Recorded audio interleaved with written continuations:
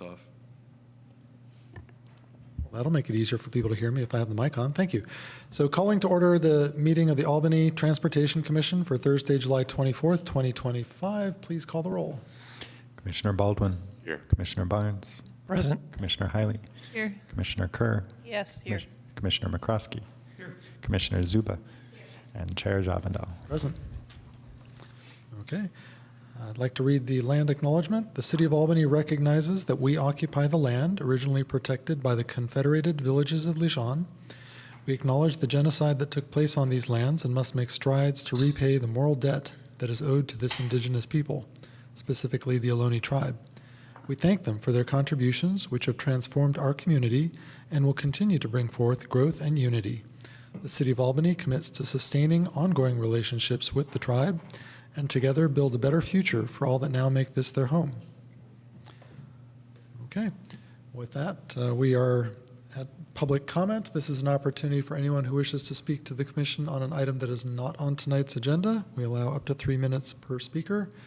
Do we have anyone online?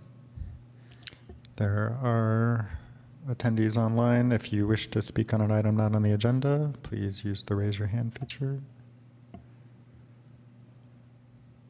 Not seeing a hand. Okay, and seeing none present here in the chambers, we will move on to the consent calendar. This is considered routine. It'll be enacted by a single motion of consent by the Commission. Does anyone wish to pull any items or make a motion to approve the consent calendar? So moved. Second. Okay. Please call the roll. Let me just check. Anyone online wish to speak on a matter on the consent calendar? Not seeing hand raised. Okay. All right. Commissioner Baldwin. Aye. Commissioner Barnes. Aye. Commissioner Hiley. Aye. Commissioner Kerr. Aye. Commissioner McCroskey. Yes. Commissioner Zuba. Aye. Chair Javendal. Aye. Motion carries. Thank you. So that takes us to item 4-1, the proposed change to school loading zones. Staff will present a review of loading and circulation at Albany Middle School, Cornell Elementary, and Marin Elementary, along with proposed changes to loading zones to facilitate student pickup and drop-off. The recommendation, that's part of consent. To be clear, consent was the minutes and the police data, which are submitted just for our record. Thank you for asking about that. So for the school loading zones, the recommendation before us is the Transportation Commission recommends staff install signage and striping to amend the loading zones on Brighton Avenue, Cornell Avenue, Talbot Avenue, and Curtis Avenue, adjacent to Albany Middle School, Cornell Elementary, and Marin Elementary School as proposed. So we will take a presentation from staff. Great. Thank you, Chair. I'll kick us off. So the context for tonight's discussion is that the curb striping loading areas in front of these three schools needs refresh. And aside from needing to refresh the existing designations, some of the uses and programming has changed since the last time we established the curb management at the schools with school reconstruction work that's taken place over the last several years. Per city practice, the residents near these areas of potential change to curb designation received notice in the mail, and we're bringing this to the Transportation Commission because of potential changes to curb designations for your recommendation to staff. Near term, this is a maintenance project, looking to do this in advance of the start of the school year. We did provide a agenda topic of loading at the schools. So I know there's lots of things that touch on this more broadly. There were comments that the Commission received on this. We would be happy to hear comments on loading more broadly. That's within the context of what was agendized for the meeting. We are seeking a recommendation on our curb designation, what we can install before the start of school year, but we will speak to, we do have an active transportation plan in the works.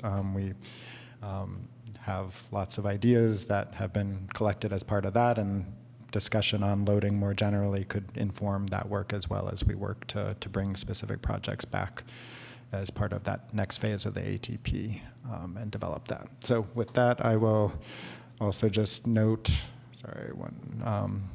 getting ahead of the slides here, we have met as part of the active transportation plan work with school administrators, principals, with parents and student bodies, and we've also heard a lot about the school areas through the active transportation plan public engagement. Next slide, please. So we have heard a lot of suggested strategies more broadly within that context, and we will be looking at what of these can be developed as active transportation plan projects moving forward. So that's the broader context for what we're discussing tonight. We have heard a lot of interest in making it safer to access and move to and from and around the schools. And this is a slice of what we're hoping to improve what's there with this striping project as a first step to making improvements. So with that, I'll hand it over to Ben to continue. Thanks, Justin. So yeah, jumping right into it. So in these conversations, we identified 3 schools that we felt were ripe for short-term improvements. Those short-term improvements being before the school year, which is in less than 3 weeks. So these are low-cost, quick-to-implement improvements that can happen in the next 3 weeks. So just with that context in mind. So for Albany Middle School, we heard a lot of frustration about the congestion along San Gabriel Avenue. We heard about backups and pedestrian conflicts on Brighton Avenue, and we heard about kind of an attempt to help facilitate students and drivers across moving through and across Brighton Avenue with limited success. So we identified a couple of short-term solutions. One is extending the westbound loading zone on Brighton Avenue by 100 feet so that there is more opportunity for folks to load and unload along Brighton next to the school. So there's not as much congestion along San Gabriel. One was to promote alternatives, so including drop-offs in the loading zone on Masonic Avenue, and to promote walking and biking just through messaging with students. And then, in terms of some future explorations, just to call these out, we really heard a lot about the conflicts at the Brighton Masonic and Ohlone Greenway intersections, as well as the Brighton and San Gabriel intersections. So we're thinking hard about what might happen there on a longer term basis. And this is just the visual of the existing conditions along the street juxtaposed against the future conditions. So you'll see that it's really just in terms of curb striping, extending that that loading zone 100 feet to the east of the school entrance along westbound Brighton. And I just want to give a hat tip to Commissioner Kerr for calling out a detail on the map with the 55-foot loading zone on eastbound Brighton. That was incorrect, that we corrected for this meeting. So that 100-foot loading zone extension is on westbound Brighton, so apologies, that was a misspeak. So those are our proposed changes to Albany Middle School. Moving down the line. Cornell Elementary, so what we heard was that there are unsafe conditions, generally speaking, for pedestrians and cyclists trying to get to the school. That kindergarten and TK require longer loading times because parents walk their students into the school. So it's not necessarily suitable for just a loading zone area. And that, there's double parking on both sides of both Cornell and Talbot, which leads to congestion and just general some unsafe conditions for pedestrians and cyclists. So our proposed solutions are consolidating the 2 loading zones on Cornell Avenue. There's 2 70-foot loading zones into in different parts of the street going northbound, and so we would consolidate them into one 140-foot long kiss and ride zone for parents to drop off their students on the Cornell side of the school, to replace the loading zone on the Talbot side with an extended 15-minute parking zone for parents to be able to walk their kindergartners and TKers into the school and extend that loading zone a little bit.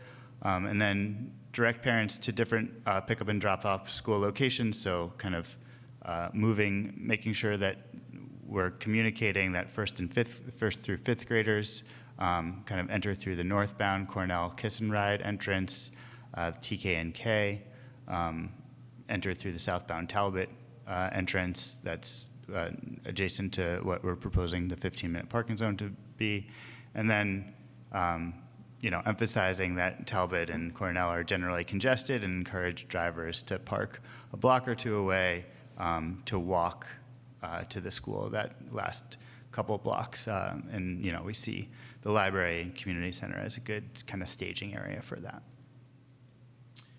And this, again, is the map. So you'll see on Cornell the consolidation of that loading zone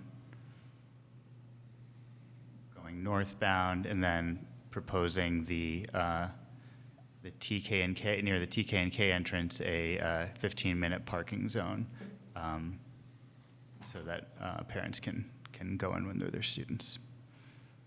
I guess the other thing to note is just that 140-foot passenger loading zone, just to reiterate, would be a kiss and ride.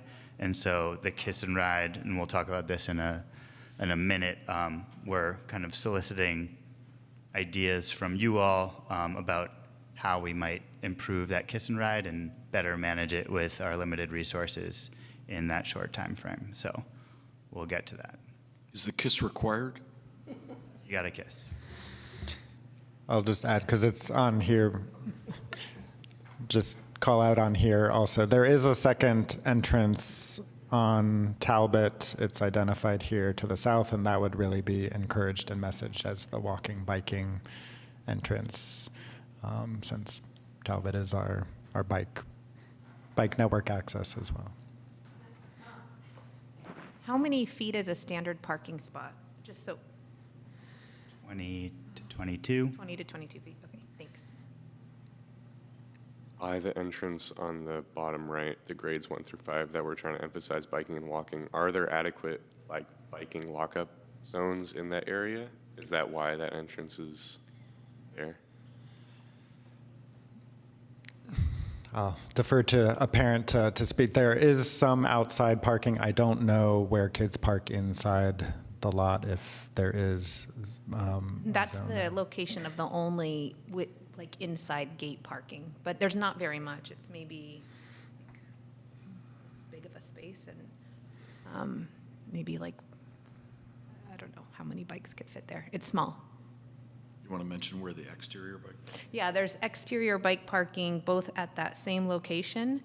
Okay. And then there's some where it says, by the driveway exit on Cornell Avenue, there's a bike parking out there that's outside of the gate. And then there's also some right by the kindergarten entrance. But the one that the children use the most is the one that's inside the gate by the grades 1 through 5 entrance.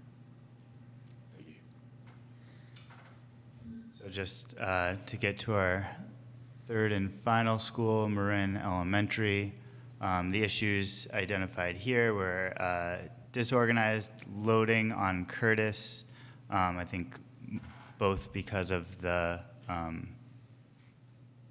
lack of a signalized intersection and just the access from Marin. and poor entrance and parking alignment on Curtis, meaning that the entrance and the parking area are not particularly next to each other.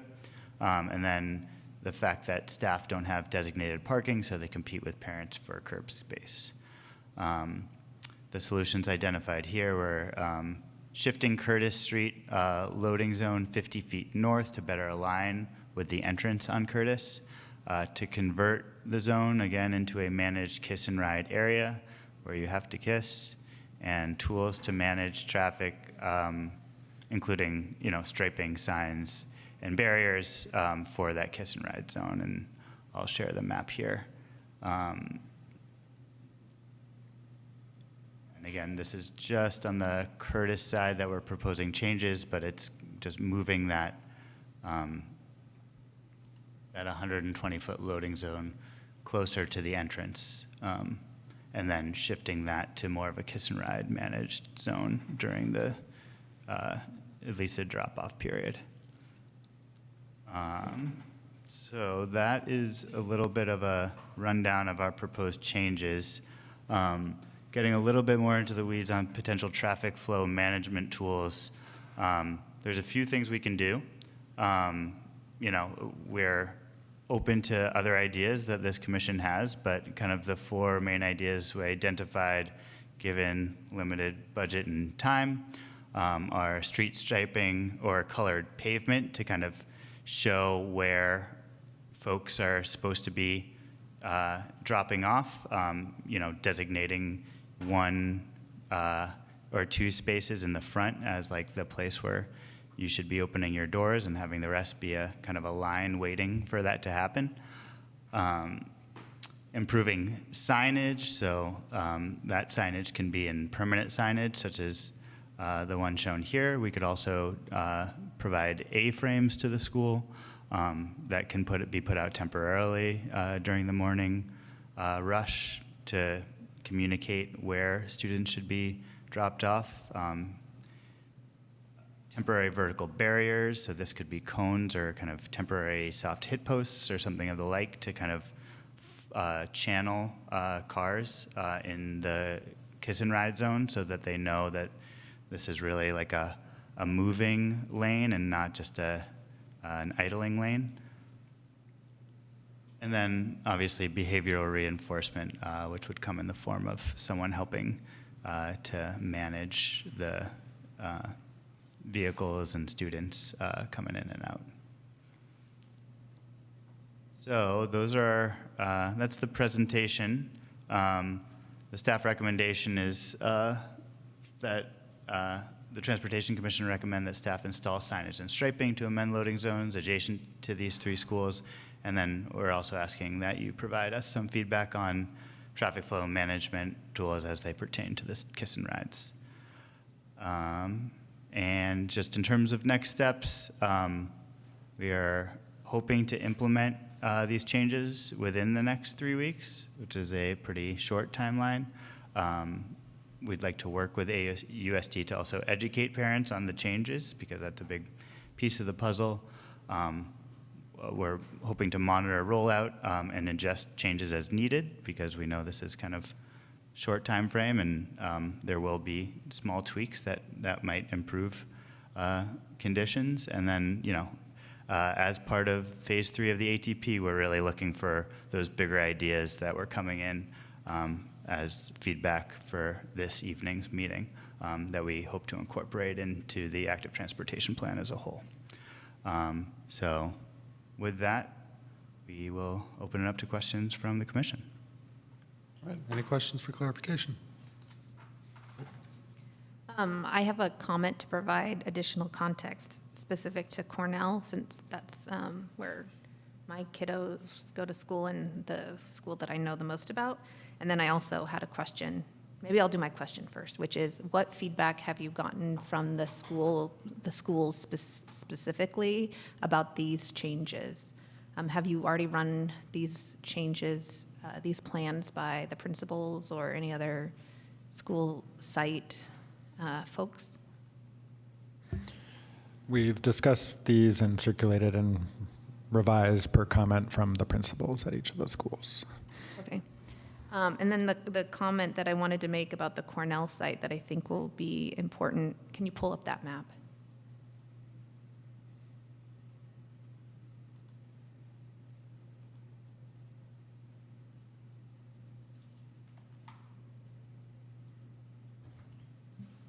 So I know that one of the points of having that 15-minute parking added is because that's right by the kindergarten entrance. But just to provide context of how the drop-off currently works is that the TK and the kindergartners all line up. And so it's not a case where parents are walking their kid in and saying goodbye and then leaving. The parents stay with the kids until school starts. So that ends up being kind of quite a bottleneck, both in terms of parking, because parents are just parking their cars for more than 5 or 10 minutes, but also the sidewalks get really filled because people are waiting to be able to go into the school because they line up outside on the actual sidewalk. The other thing that I wanted to comment on is that right now there's no bike lane on Talbot. I mean, it's a Sharrow, but when there's the intense traffic in the mornings, everybody gets diverted onto the sidewalk. And so it's not, one of the complaints that I hear a lot is that it's not safe for kids to be biking right there. And so we end up with like mixed people walking, kids on their bikes, kids walking their bikes, adult walking their bikes, but it's just really, really congested on the sidewalks right there. And it's not really feasible for anybody to ride their bike from Solano Avenue down to that grade 1 through 5 entrance, just to give that context, currently as it stands. Okay, any other questions from the commission? Yeah, I have a question. I'm assuming that the amount of traffic, parents going to work and dropping off their kids on the way to work, declined first during COVID and then during our longer extended work from home era. And I think that would be useful information because it would give us an idea of how effective reducing the number of cars in front of the schools really is. And I assume it is. But I just want to know, in your conversations with the school district, did they say, oh, this was not a problem during COVID, or it was okay during work from home, but more people are driving to work now and it's getting worse? Was there any discussion like that? Not that I recall from the conversations in terms of change over time in the. Can I add another comment to that? So another change that happened was that during the construction of Marin and Ocean View, all of the kindergarten programs were converted to AM and PM kindergarten, and then also the rest of the classes were converted to early bird and late bird. So we didn't have everybody starting school all at the same time. It was more staggered. So half of the school would come in at like 8:30, and then the rest of the school would come in at 9:30. And similarly, at the end of the school day is not as busy because a lot of kids are going to after-school care, and it's more staggered. The picking up is more staggered. But in the last, I guess, year or this last year, really, when they stopped doing the early bird, late bird, and the AM, PM kindergarten, there was a very significant change in traffic. So I think it's for people who have been at the school in recent times, our perspective is from not just COVID times, but also early bird, late bird. It's kind of hard to separate out all these different things, but there is definitely an increase in traffic. So it's been a while since my son was in kindergarten, like 25 years, but the early bird, late bird thing then was very controversial because he had friends who were jazz musicians and theater people, and they said, my son is not showing up for early birds because we're still asleep. So is it, but the whole all K through 5 all went on that early bird, late bird schedule? No, sorry. I think it was, now it's only been a year and I've already forgotten the details. I think it was 1st through 3rd had early bird and late bird. So kindergarten, while Ocean View and Marin were being rebuilt, kindergarten was AM and PM. And then separately, there was also the early bird, late bird program, which was 1st through 3rd grade. And so half of the first, and that was intended for those early readers to get additional support with reading. That was, so half of the 1st through 3rd graders would arrive at 8:30, and they would get like 1 hour of more supportive, lower ratios reading, and then the rest of the class would arrive, and then, you know, they would all be together until like, I forget what time it was, maybe 2. And how is it now? Everybody comes at the same time at 8:30. So there's no more early bird, late bird for first No. graders? And that's new from this last school year. Okay, and by the way, what is TK an acronym for? Transitional kindergarten. Oh, okay. Didn't we used to call that preschool? Well, yeah, I think it's technically different than preschool, but the transitional kindergarten program is now becoming, like there's universal TK, so it's now being paid for by the state, and so it's slightly different than preschool that wasn't funded by the state. I think it's known as pre-K in other states. Yeah, oh yeah, pre-K, It was. pre-kindergarten, yeah, Okay. yeah. Any other question regarding the curb painting and signs?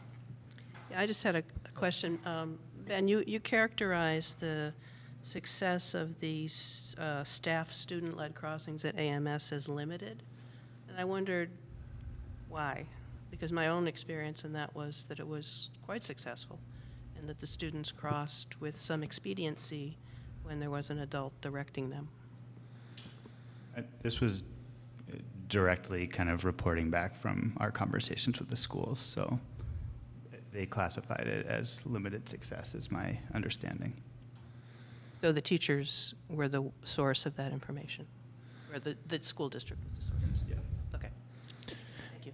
And just to clarify there, I think they do facilitate crossing at San Gabriel, Brighton.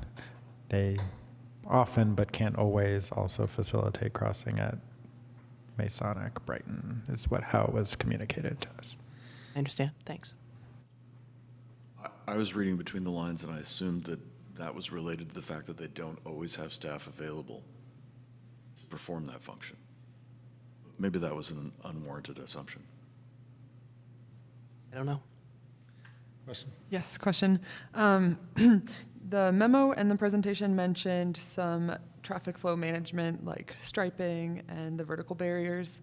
So I was wondering what realistic limitations exist to those specific options within this 3-week window.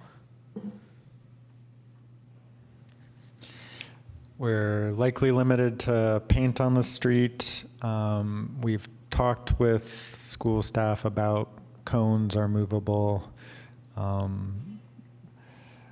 vertical elements like cones are movable, delineator posts. The challenge there is really we haven't quite figured out operationally how that would work.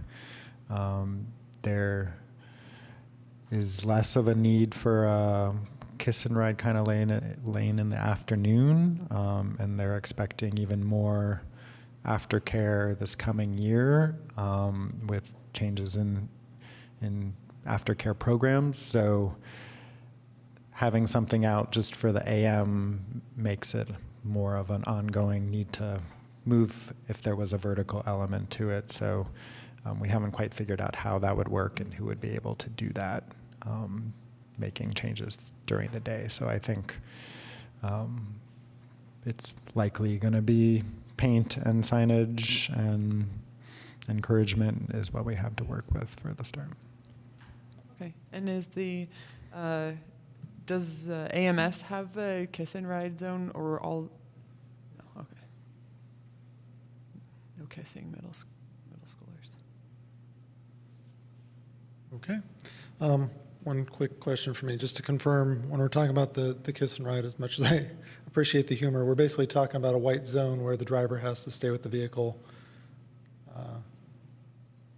Correct. So, all right. So very much like the signage that the drop-off driver must stay with the vehicle is something we could potentially do in short term? That's right. Yeah, it would be a white curb with additional signage to note that it's a kiss and ride. Okay. No, that's great, because I know, at the airport, you get the constant loop of the white zone is for loading and unloading passengers only. Obviously, we're not going to be playing loudspeakers in front of the schools here, so the sign is our next best bet. Okay. Any other questions before we go to public comment or questions? Yes. Can you just talk a little bit about the difference of, having a situation like the loading zone where we're asking parents to actually pull over to the curb, and even if they're not getting out of the car, they're parking on the curb and then pulling back into traffic, versus I've seen other schools where it's like they don't even pull over. They're just kind of like, they stop and they open the door and the kids jump out, and then like a group of them keep going. It's called push and ride. Is that? There's no kiss in that one. Actually, they often have to zigzag through the parked cars or other driving cars, so that would be zig and dropping. Like how functionally, how do we differentiate between those? Or is if there's a loading zone, would we then be having parents just driving through and you can't stop? Because we also, at Cornell at least, we end up with like double parking a lot, where there's like a car parked, maybe there's an adult in it or not, but then there's another car that's also not moving and they're just like letting their kid out. So that's I won't give my opinion. I'll just say, how would you, handle that? Well, I think part of that is what we're hoping to discuss tonight. We have a lot of limitations here, just in terms of like, we can't implement vertical permanent barriers along the curb, but we also want to facilitate that traffic flow as much as possible. So the purpose of the presentation was to kind of get our collective juices flowing to think about how we might best facilitate that. So we are hoping that we have some collective ideas that can help, solve that. And I think it'll be iterative too, right? We're hoping that the materials that we can implement will be cheap enough that we can iterate on this throughout the school year and throughout other school years to improve safety and circulation. One final question is, for the loading, the areas that are turning into loading zones, would that be like all the time loading zone, or would that be specific to certain hours? So the current loading zones are for specific hours for AM and PM pickup and drop-off loading needs. I think what we would suggest for a kiss and ride kind of permutation is there would be signage for the AM drop-off, and this is the behavior we expect, and it probably doesn't need to apply to the PM based on the feedback we've gotten from the principals or the expectation. So that seems to be where the attention needs to be, is on the AM one, that different than a regular loading zone where you pull over wherever and unload wherever. We're trying to create a more orderly lane that can move and that you have some behavior reinforcement from the parent behind you. So it's not only just a staff person that's need to, you have others that are trying to follow the order and also putting pressure to keep the behavior safe that we're trying to generate. So that's the idea, but as Ben mentioned, we're interested in feedback because it's not something that we've put in place here. In terms of signage, then, if it's, and like the painting on the street, if it's just only loading zone for certain hours, does that impact our ability to have like lines on the street to indicate that it's a loading zone, or you can still put that there even if it's not always a loading zone only? It depends on the markings that we would be looking to do, but if we're putting cues in the parking lane for how it should operate during the kiss and ride, I think that it could function with proper signage as a more general loading zone in the PM or as general parking outside of that. I see. I have a question, I'm sorry, which I forgot to ask earlier, because I drove by the schools today. Cornell School on the Cornell side has a long chain link fence that runs down the length of the playground. And there's a similar fence on the other side, but it's closer to the north end. Are those open, and can kids come in and out of those to get to school, or are those closed during these periods of time we're talking about? Yeah, so if you go back to that image of Cornell,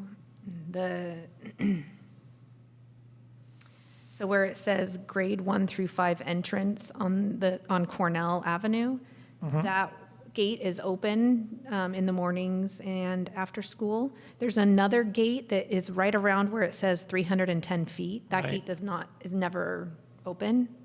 And then on Talbot, at the kindergarten entrance, that is not a gate, it's actually like the main door to the school. Right. And that is not open until the teachers open it at 8:30. So the kids line up outside right there. And then that grade 1 through 5 entrance, that one is open in the morning and then after school. And the TK entrance is also kind of separate. It's a gate that locks, and it's only open like right preceding the start of the day and at the end of the day. Okay. So there really isn't, on the Cornell side, there's no way to sort of spread out the flow of the kids in the morning by having them go through that gate and onto the playground Yeah, on first? the other end, I think that I've been in a conversation with the principal where we've talked about potentially opening that gate. I think some of the challenges are just, having grown-ups that are kind of there to guide children and do it. But I don't think that there's a reason why, there's not a reason it has to be closed. Okay, It does thanks. open easily. Okay. I'll throw this open for public questions and comments. Any hands raised online?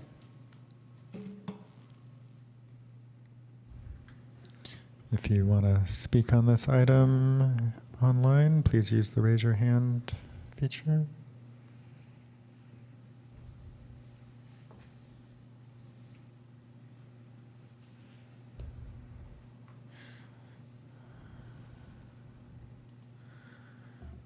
Go ahead. Hi there. Yeah, I don't have kids, but I was one a while back, and I've been listening to parents here for years and read their letters here on this item and in previous years about what the situation's like when they walk or bike to school with their kids, or when their kids walk or bike on their own to school. And it's a mess, and it's just dangerous for kids. And so whatever you do now on a limited basis, I hope it's only a start, because it's not really a solution to make things safe. Albany is 1 square mile or 1 and change square mile. For temperate climate, it doesn't snow. I don't understand why there need to be kiss and ride zones at all, other than for ADA access. As one parent, Katie, wrote in her letter, there's no reason for an able-bodied parent to deliver an able-bodied child by car to the school gates. And parents, including one of the commissioners, point out everything has caused the cars double parking and all over the place. It really caused chaos and danger for kids biking and walking. I mean, why not have a drop-off zone a couple of blocks away, other than ADA access? Walk 2 blocks with your kids, or without the kids, if the kids are old enough to walk 2 blocks, and then the other kids that want to walk and bike to school can do it more safely, because other parents don't feel safe. It's a chicken and egg thing. It's like they don't feel safe letting their kids walk or ride to school because the driving is such chaos around there. If the driving is not chaos, then more parents will feel safe driving, letting their kids go to school on their own, and then there'll be less chaos because there'll be fewer people driving also. Anyway, so, the more parents will feel more comfortable with their kids walking a bike to school. There's no reason in little sunny Albany, despite the summer now, little temperate Albany, that parents should be entitled to bring someone right to the door other than ADA access. Thank you. Thank you. Any more speakers? See two more.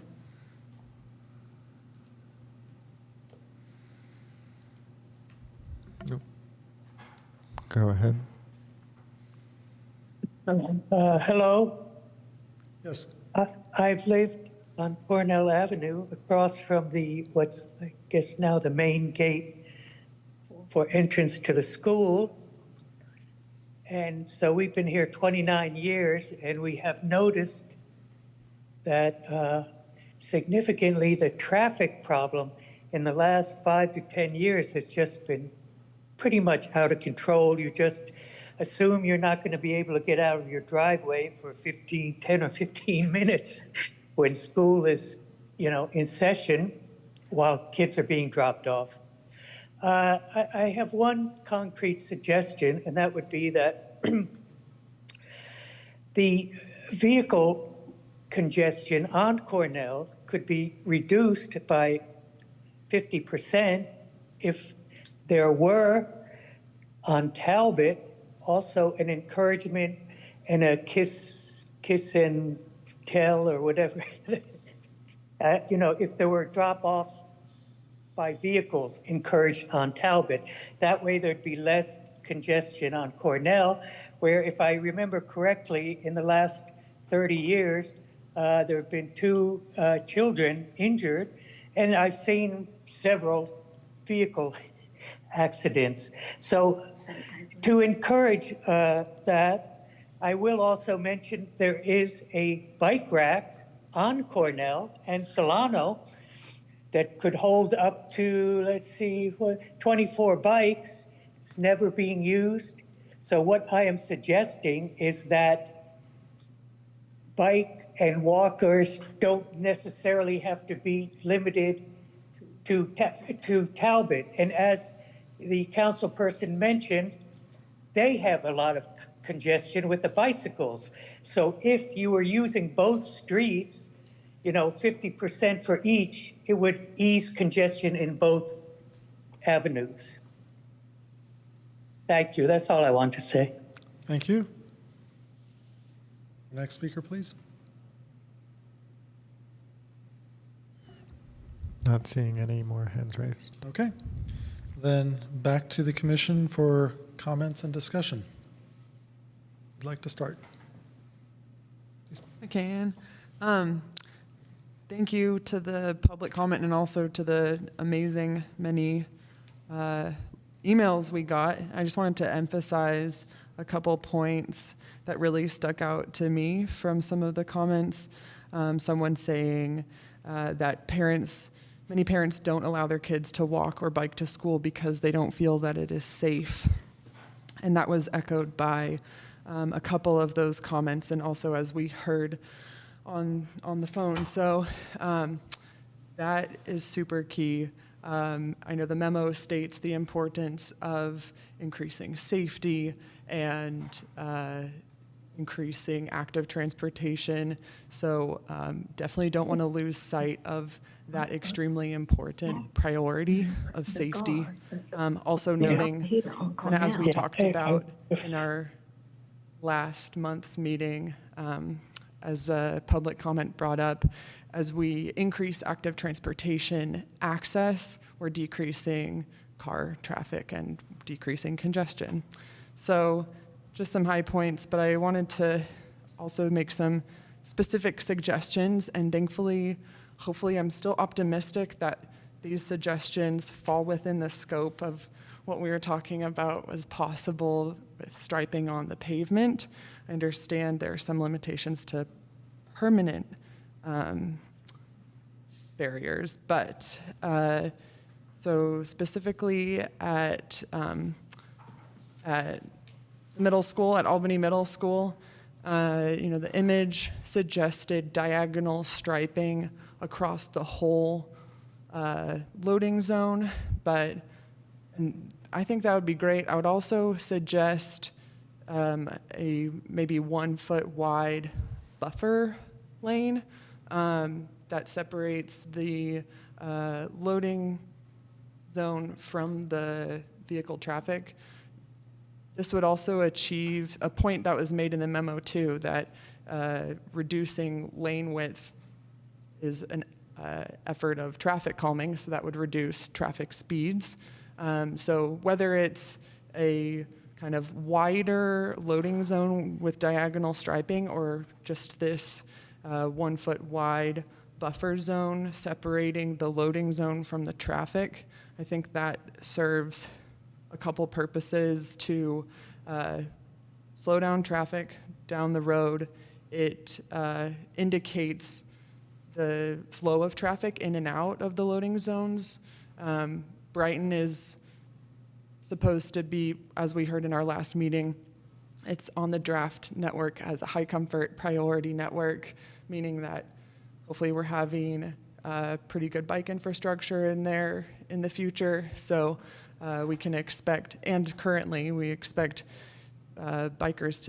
kids to be coming through on their bikes, and having this extra buffer zone would prevent dooring of people leaving their cars on both sides. So that's just paint, striping on the ground.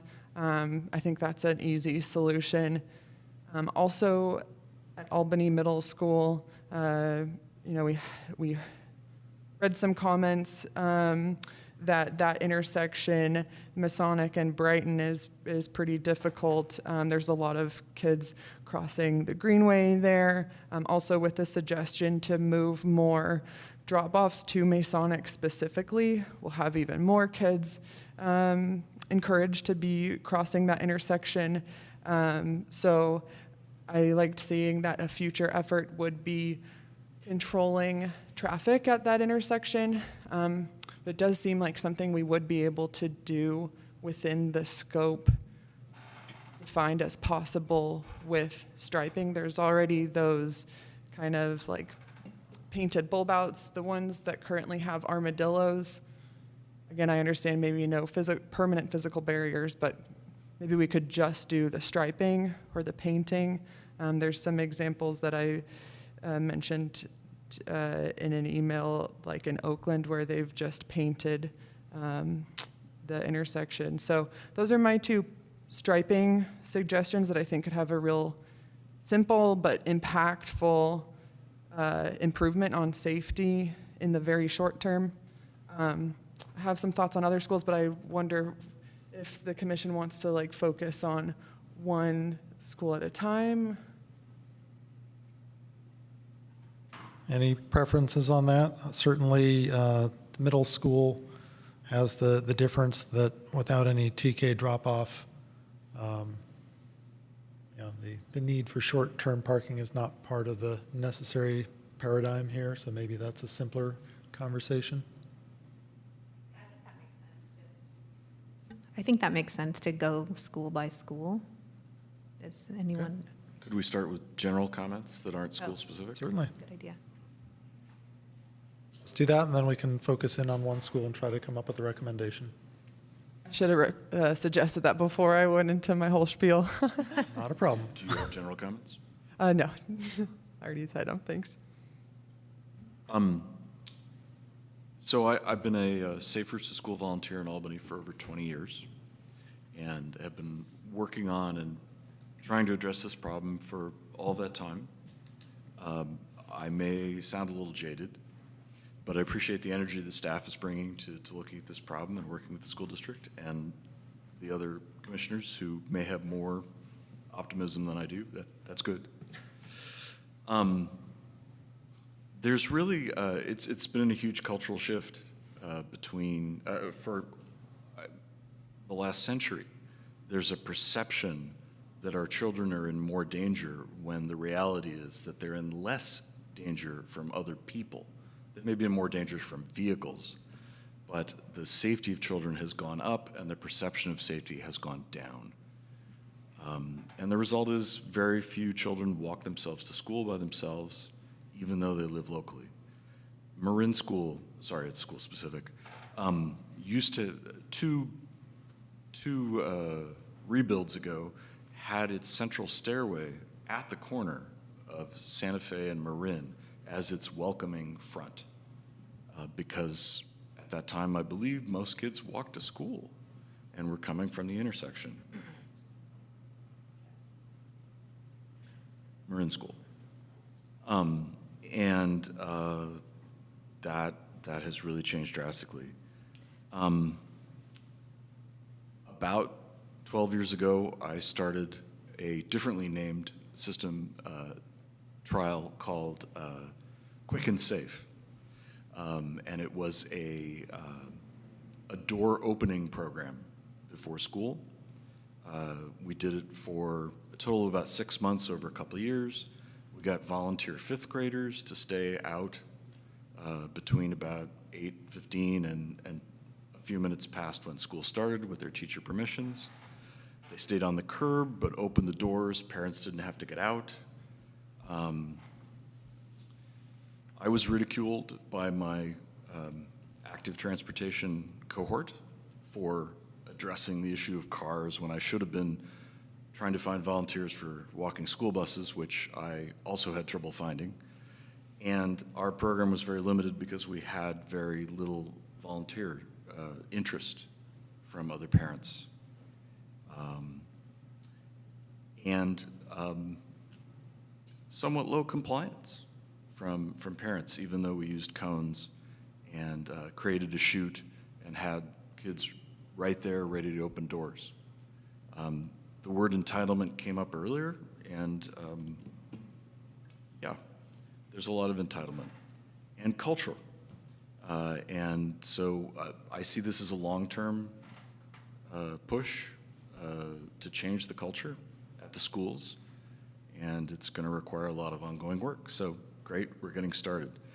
I have found that any red zone adjacent to a parking area is a temporary parking zone. And you're not going to call the cops because they're not going to get there in time to ticket the person.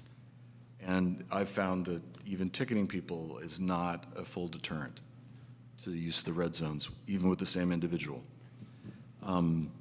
So I recommend hardened red zones. We have some of that in the bulb-out armadillos at the middle school, but any red zone that is not hardened in some way is a temporary parking spot, de facto. Another way to use the space a little differently is to focus additionally on supervision hours. So if you have supervision 20 minutes before school starts, let's say, and you communicate that, then anybody who really doesn't want to be involved in traffic has a great option. And you end up reducing the traffic. So I would really recommend working with the schools to communicate those supervisory minutes. And that should actually be easier for them to manage because they have to do that anyway with staff. And it's probably already going on. One of the commenters talked about the unused bike parking rack. Oh, that's school specific, I'm sorry.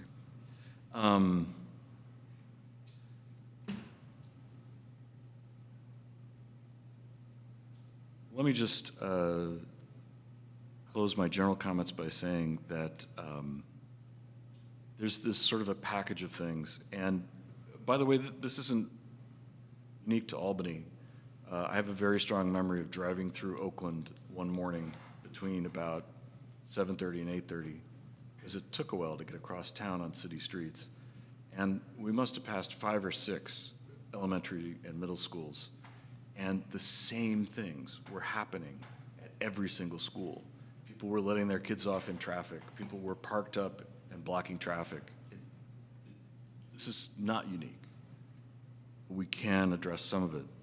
Anyway, so it's a package of things. It's encouraging alternatives, walking, school buses, bike buses, parking and walking. It's supervision to have eyes on the curb, and sometimes that's what's required to get people to actually not get out of the car and leave it. talked about time separation and and then there's evolution of planning. And I'll leave it at that. Thank you. Thank you.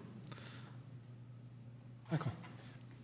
I'll just have a few brief comments. I was on the school board way back in 2002 to 2006, so 20 years ago. And we talked about the same things then. It's nothing, well, some things have changed. I think, the walking school bus idea is a great idea. And I think over the years it's been better implemented. But fundamentally, I see this as one of these collective action problems where any given parent thinks it's safer for them to drop their kid off in front of the school compared to having them walk. But if every parent thinks that and does that, then you get these congestion problems. So these kind of, it's like you have this problem with Waze now, too. It's these kind of collective action problems don't ever really get solved. You just have to manage them over the years.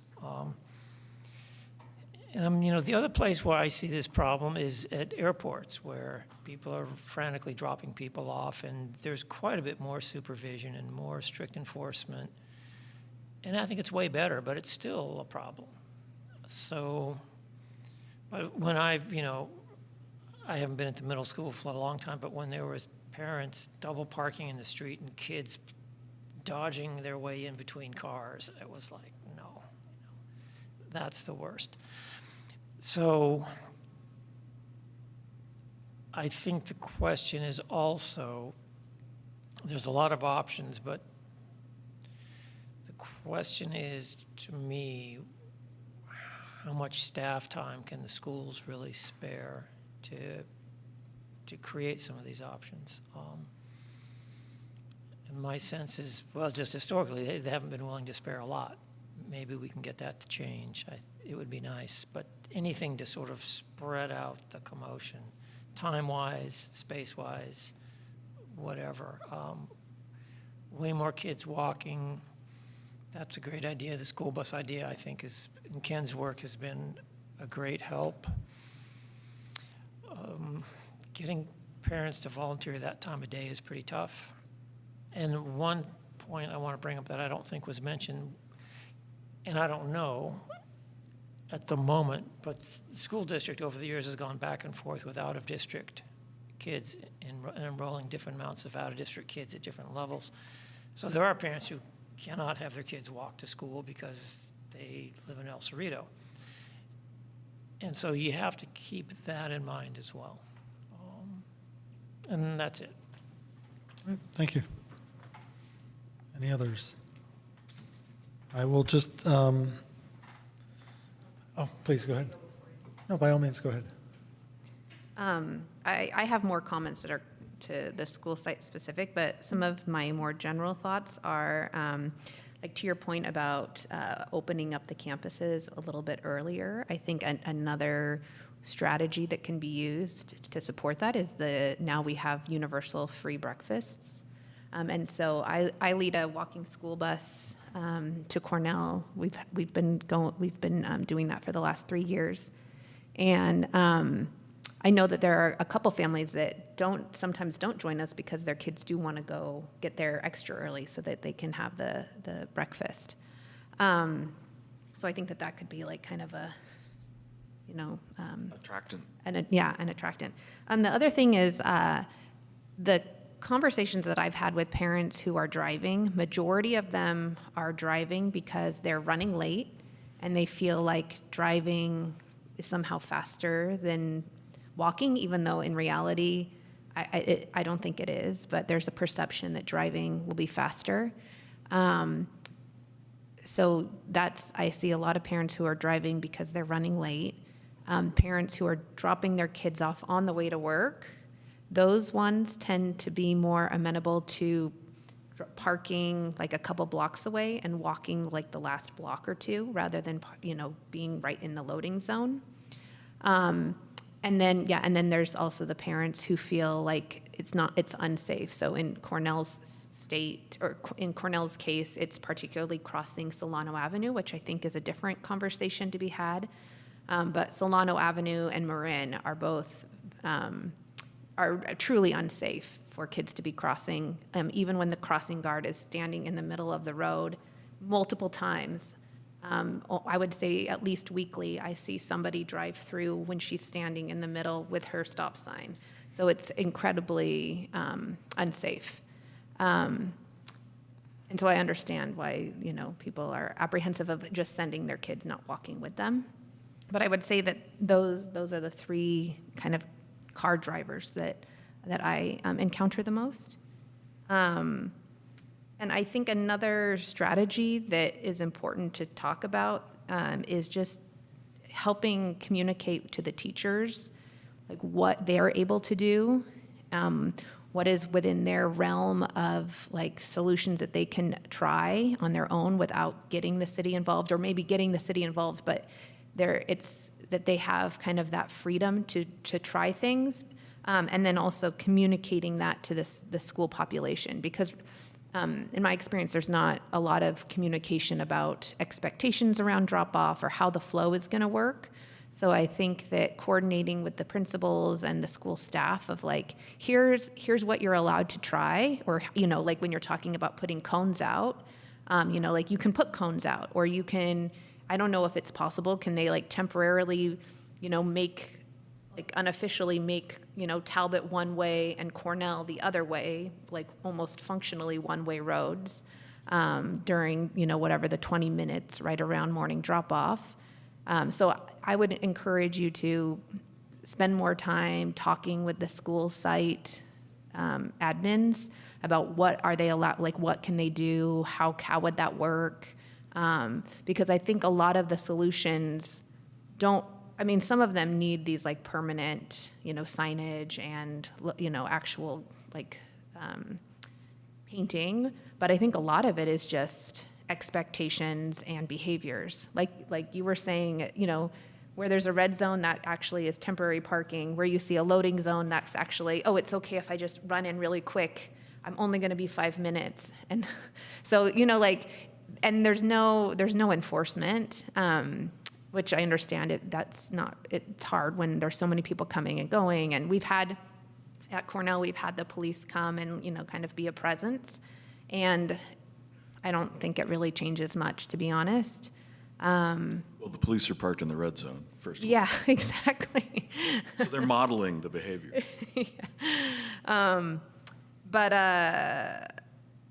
Yeah, I think another point that I have that is more general is this idea of, or I think one of my biggest concerns is just the double parking that happens, because then you have people opening their car doors into traffic, you have kids going between traffic. So I think my top priority would be to minimize that double parking and like really kind of streamline it so that there's just like one lane of traffic and nobody is really, stopping and parking or pulling over and then pulling back out, because all of those pulling in and pulling out, double parking just creates more conflict zones and areas where there's limited visibility.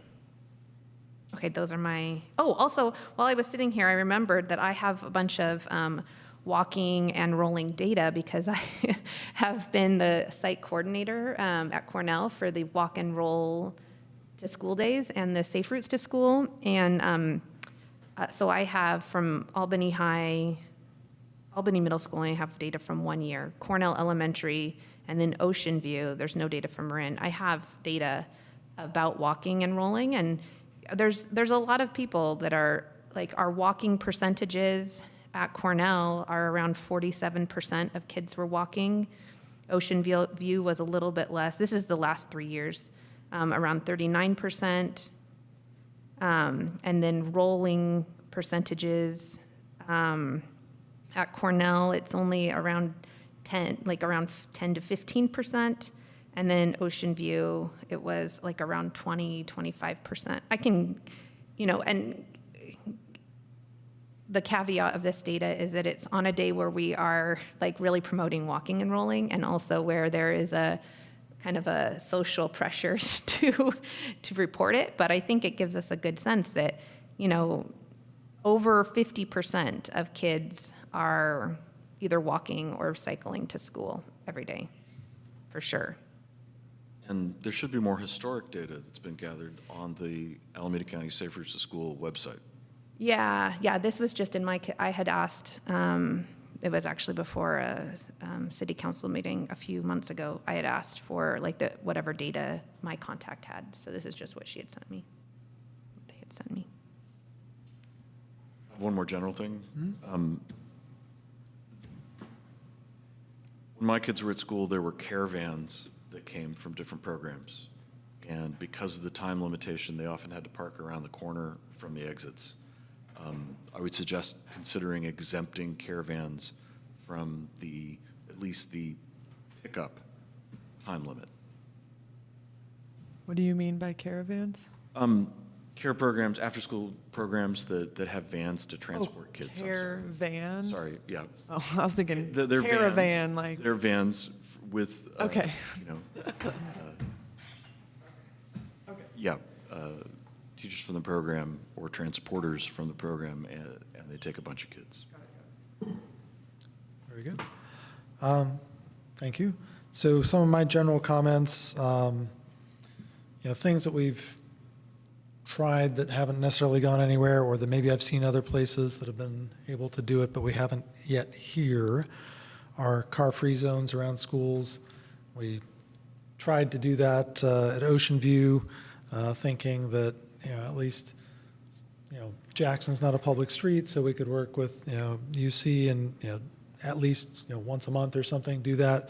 At the time, the teachers were panicked that would leave them nowhere to park. Well, now they have a parking on what used to be part of the playground, so not for tonight. Another one of those long-term things, and those are, I would put that in the category of something that requires active participation from the school, and somebody's got to implement it, and that tends to be someone from the school staff.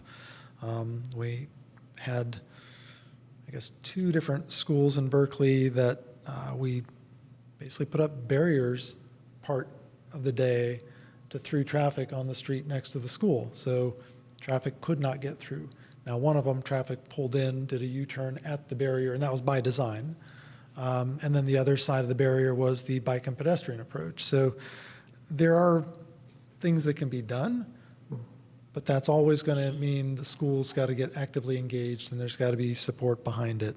Same as the sort of drive-through drop-off lane, where you've got a single lane, and either one car at a time, or you pull in 5 cars at a time, and then someone opens the doors and gets the kids out so that you can send those 5 on and do the next one. But always happy to engage in those things, but they are programmatic, and sometimes they come and go when you lose the staff capacity or the volunteers who are doing it. I think that from our perspective, we can support those with infrastructure when asked. This is not the time for that. I do think, as was already mentioned, the active transportation program is part of it. We can make the route to school safer, more attractive, more convenient, more comfortable, all those good things, and we will solve part of the problem by drawing people into another mode rather than, kind of pushing them out by limiting the available drop-off. The best we can do for the drop-off is manage it, and I think that's kind of what we're looking to do here. So I think that's good. One thought, well, don't want to get school specific either. I do like the signs in terms of the drop-off driver must stay in the vehicle. We can post the time limits on those things. When you've got curb markings and signs, the signs can be more specific and can govern. So you can paint a white curb, but then say, the white curb's only effective from 8 to 9 a.m. And certainly parking enforcement will be aware of that, and the school can publicize that, but the sign can be specific, and that's something we can do as part of this, although custom signs might not be there day one. It depends how quickly we can print signs, but I think that makes sense to me. To the point about red zones get used as parking by whoever's most aggressive about it, or just the most panicked at the last moment trying to get their kids to school. If we do bulb outs, curb extensions, things like that, that make that not a parkable space. I would want to propose turning them into bike corrals, but you know, there's concern about bike security and safety, and to have the kids locking up their bikes right next to moving traffic. I'd be fine if it was adults. I'm not so fine with it being kids. The middle school bike locker was quite a challenge, and having it be a locker was kind of important for the, so that said, just back to, yeah, if we want something to actually be a red zone because we need it to not be a drop-off zone, then we should put something there physically. If it's just arbitrarily, yeah, we don't want to have that much white zone, it's going to get used anyway. I would rather designate it as, yes, you can and should use this, and here's how you should use it, than just pretend that the red is going to be in any way useful. So that's my only general comments. And you know, to everyone who's engaged recently or in the past in any way on this, there have been a lot of people who put a lot of energy into this, and nothing that we do here is, in my opinion, intended to take away from the value of that. We're just trying to play, you know, one more little piece and trying to solve this big puzzle. So with that, maybe we can move to school specific. And as I kind of said, maybe the middle school might be the easiest one to start with. So anyone have thoughts on that one? Maybe I'll just super quickly refresh what I had said. And I do appreciate what you both have said about the hardened red zones. So I'll actually revise what I said and emphasize the importance of having those permanent barriers. I think it sounded like the challenge with having permanent barriers was more along the loading zones. So in front of red curbs, that's something that wouldn't need to be taken down and put away. But yeah, some things that I suggested at the middle school were diagonal striped buffer zones that separate the loading zone from the traffic, and either painted curb bulb outs or those buffer zones with armadillos at Masonic and Brighton specifically. Okay. Additional comments? In regards to the middle school, I first of all, I think that the proposal that's on the map that we looked at is a reasonable thing. We are limited with what we can do. We can't make massive changes, although obviously serious behavioral changes and lots of real structural changes would be very helpful, and we're drifting off in discussions about that tonight. But certainly the proposal that we're asked to look at seems very reasonable, and I think we should implement those changes before school starts at the middle school. Also, with regard to the middle school, it appears to me that the staff-led crossing, student crossings are effective, and I'd like to suggest that we encourage the school to continue to do those to the extent that they can with the staff that they have. I think that's all for the middle school for me. Thanks. Thank you. Other comments? Any staff feedback on? I'm sorry, middle school? Apologies. Yes. There was a plan we were working on for Brighton that included the front of the middle school. It might have been a repaving plan. And I remember talking about the placement of the armadillos and broadening that out a bit, making the armadillo location square instead of curved, et cetera. Is that, was that plan reviewed in looking at these changes? So that plan was prepared in conjunction with potential paving. That paving hasn't happened, and we have not. So just to clarify, when we were saying we can do some striping, a lane line is different than doing a lot of intersection and whole buffer zone striping. So I would guess that would be a much larger time and budget, and that would be a different ask. So I would just caution, I'll take feedback, but I can't say what exactly we could implement on this short time frame. It really was trying to open up for potential tweaks to our loading zone with what we could do, but I worry that we're getting beyond what we'll be able to do as a maintenance project. I support the middle school plan as drawn. Okay, want to make that a motion? I'd like to wait to the end. Okay. Certainly. Other comments on the middle school?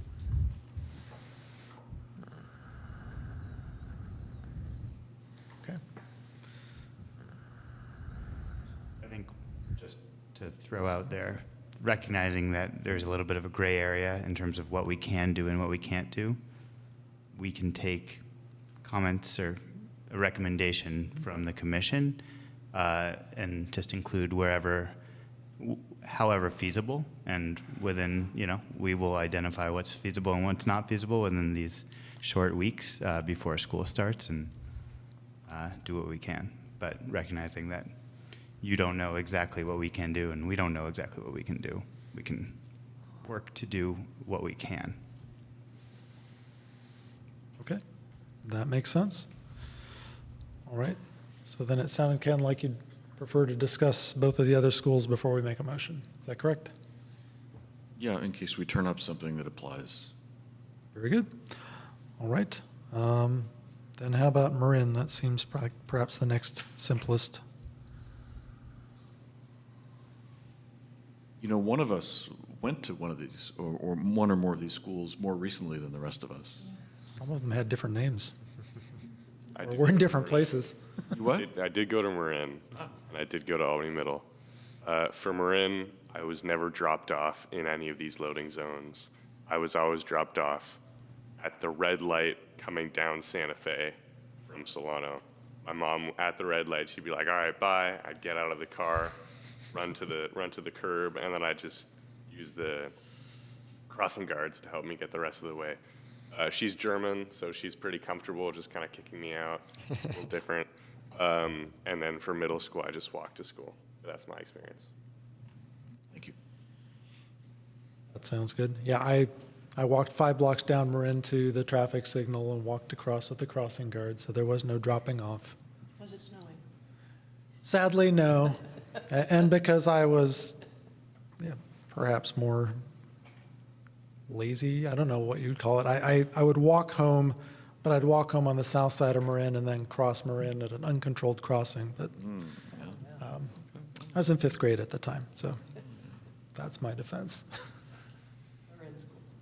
So, Marin comments? Yes, please. On the Marin Avenue side of the school, there's a red zone on the south side, near the Santa Fe intersection southeast corner, that attracts temporary parking. I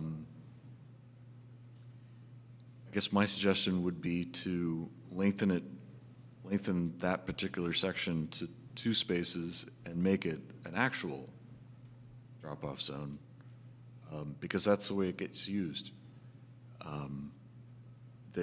Some of the reason it's a red zone is that so no one will back into the crosswalk when exiting, but I think it's probably far enough away that's not a huge concern. And if it's 2 car lengths, it's much less likely that somebody would have to back up to get out of there. That would provide a drop-off zone on Marin that doesn't, sorry, let me try that again. That would provide a way for somebody traveling eastbound on Marin to drop off a student without entering into the chaos on Santa Fe or Curtis, and would remove some vehicles from those areas.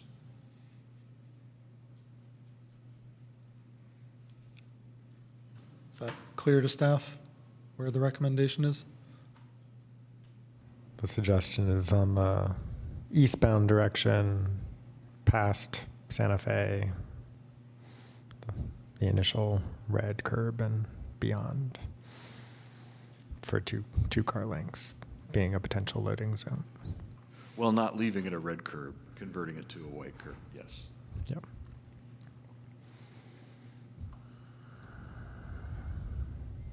The 60-foot unmanaged curb section that appears in the proposed condition, just by like shifting the managed section north a little bit. I'm not sure exactly how it would all play out, but a concern I would have is if then folks are parking in that unmanaged curb, how does that affect the loading zone, which is moving? If cars are parking in front of that loading zone, it could make that traffic more difficult. It's right by a crosswalk. So I might suggest or ask, maybe there's a reason it wasn't proposed this way, but to instead of just shifting that 120 feet up, just have that whole length, including the 60 feet, be a passenger loading zone. Was there a specific reason for shifting it? The feedback from the school was to maintain the current. They did not want us to increase the curb length. So it's the recommendation we're giving is based on that feedback. Do you know who is parking on those curbs? Are a lot of those curbs being used by teachers parking? Part of what they communicated was they're trying to balance school pickup drop-off demand and teacher parking demand, yes. I call it don't touch treasured teacher parking.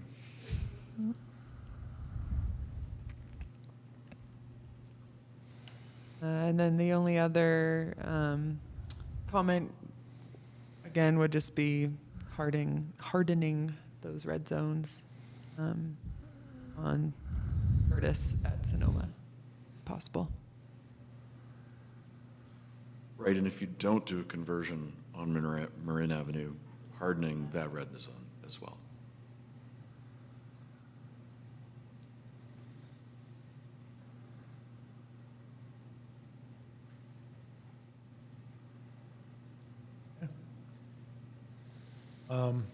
A question, perhaps, Ken. If we convert that red zone to drop off, there'll be more activity there, keeping it from going, as you said, around the corner onto Santa Fe or Curtis. If we just made it parking, then there'd be less activity close to the crosswalk, but then it would not achieve the goal of getting some of the traffic off the cross streets. Okay. I wouldn't say that it moves activity necessarily to that location because it already occurs there. Understood. That's the only objection I have to I don't have an answer there. That then makes sense. Then the people who follow the rules also have the opportunity to use that space, which Seems more sounds fair, better to doesn't me. it? Yeah. If it's going to get used, let's make it so everyone has an equal opportunity to use it without breaking the rules. I would support that. Actually, follow-up question to that, would it make it, I guess, as easily as it could be converted to it, it could possibly be converted back to red zone? I'm thinking long-term, when Marin gets a protected cycling facility, and we expect, because it is a proposed high comfort priority network, we'll have more traffic that way. So it sounds like something that is, we're not like setting that in stone, it's reversible. It's paint. Yeah. This is not a huge priority for me. It's a minor point, and I think we spent too much time discussing it.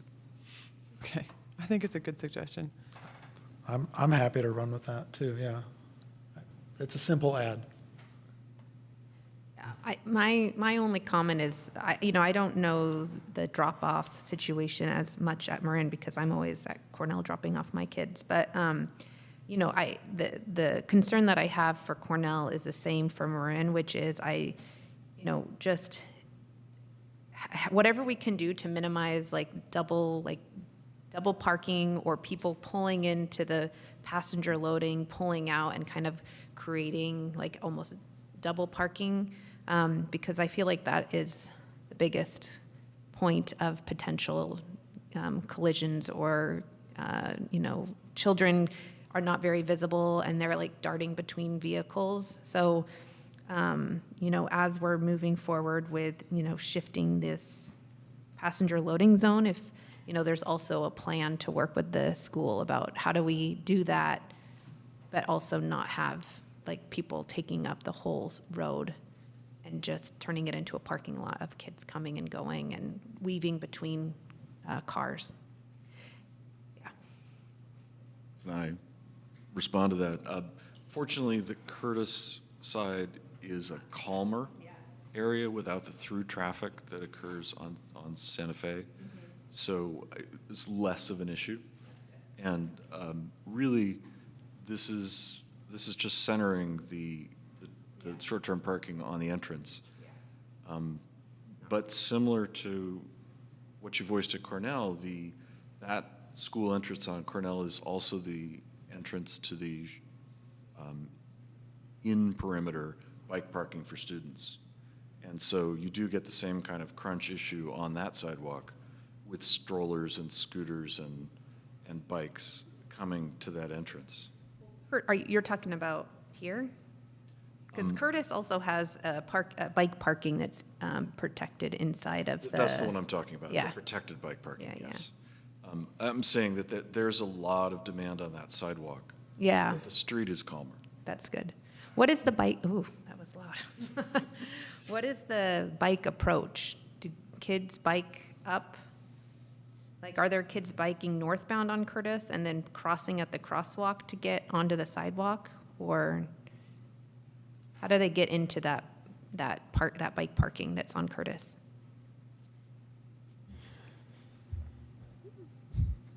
Likely majority comes from the north, just like why most of the vehicles are coming from the north. Sonoma, and Curtis do have some access to further east portion of the city, but I don't know specific Are the northbound percentages. kids on the sidewalk then, once they get onto Curtis, or are they still on the street? Are they biking on the street or on the sidewalk there?